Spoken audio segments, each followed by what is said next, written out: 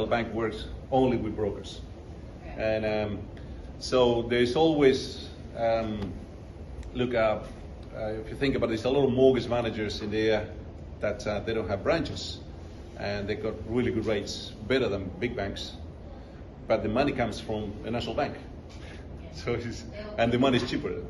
So I would say with 30 banks, it's a huge, massive, and it all depends. It's not about which bank is the best one. It's always about which bank is the best one for that client. Yeah. Because are we talking about 95% lending? Are we talking about 80%, 70%? What is it? Is it self-employed? Do we have only 1 year of good tax returns? Do we have 2? So it depends of matching the client and to find the lender. And that's the hardest part, actually. It seems like I gotta go. No. And any other questions? I think normally for some of my clients, they reach a level of obviously everyone want to have this property investment dream and have multiple properties. Let's say your income earner 100 or 150 combined. I can't hear anything.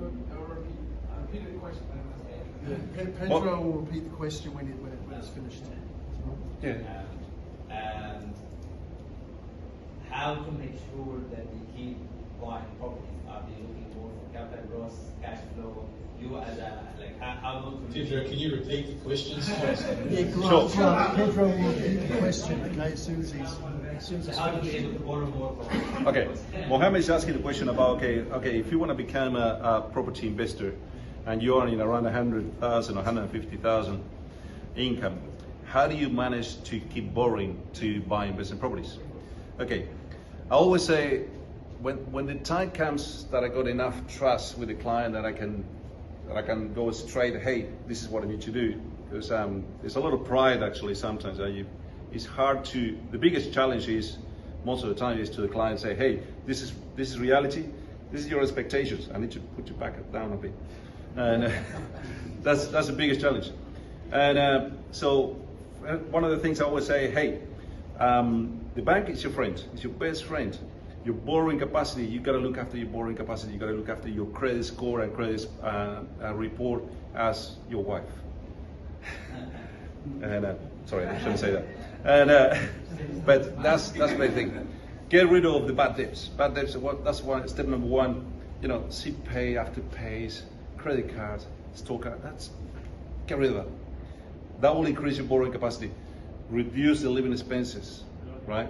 Then actually, as a first step, what do you need? Would you need cash flow, or would you need the first property?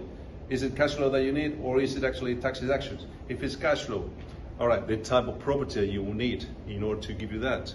Then you might need probably tax deductions because this one gives you too much cash flow. And then you need that type of property. And then it's, okay, how much we can borrow? Say, for example, an apartment on the Surfers Paradise. Most of the time we can only borrow 80% against a property. If it's a house, normal house, 90% as an investment. So it's just a matter of actually look after the cash flow, get rid of the bad debts, and go with the banks. Let me give you a perfect example. A year and a half ago, I started with a client, now it's got 3 properties in 18 months.